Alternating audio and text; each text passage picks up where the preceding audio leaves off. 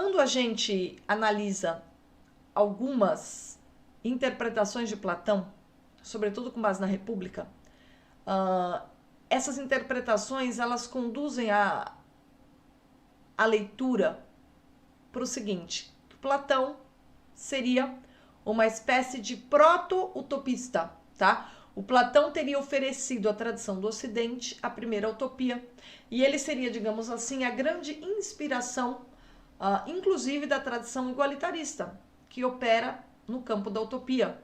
Então ela planeja como deve ser a vida política e depois ela procura colocar em prática por meio de agentes políticos, né?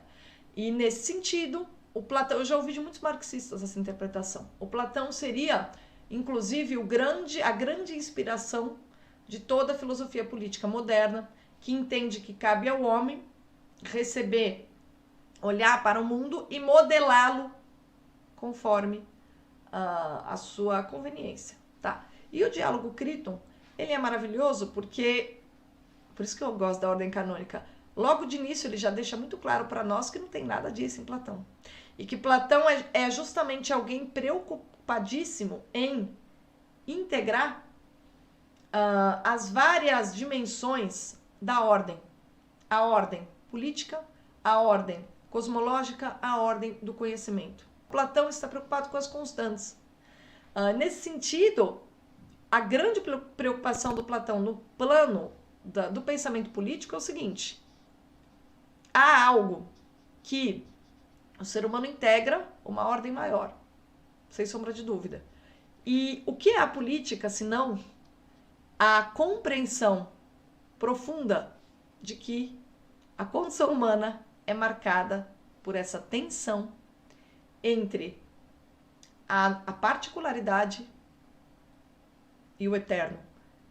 Cada um de nós, nossas vidas, nossas paixões, nossos problemas específicos, nossos desejos e nossos sonhos e aquilo que diz respeito ao bem, mas um bem permanente e não aquele bem que é algo que diz respeito a gente se sentir bem num certo momento, tá? Então, essa questão da condição humana, de a gente ser parte integrante de algo maior e anterior a nós, para mim surge com toda clareza no diálogo Críton e já dá uma enorme pista quanto ao pensamento político do Platão.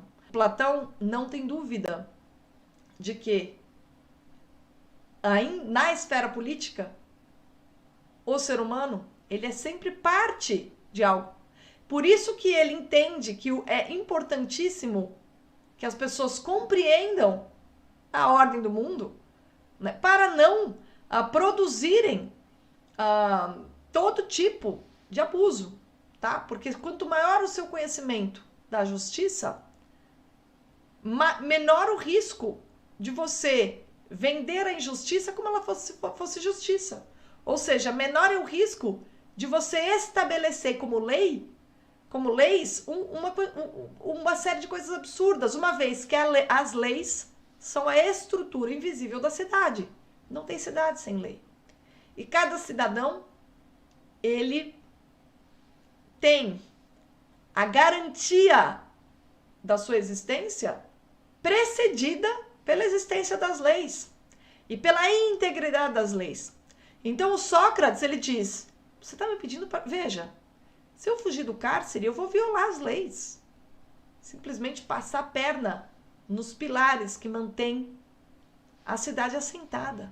Eu vou agir de maneira a fazer sofrer todos que estão ao meu redor. Ah, não, mas você foi objeto de uma injustiça. Tá. E desde quando é justificável você responder com uma injustiça a uma outra injustiça?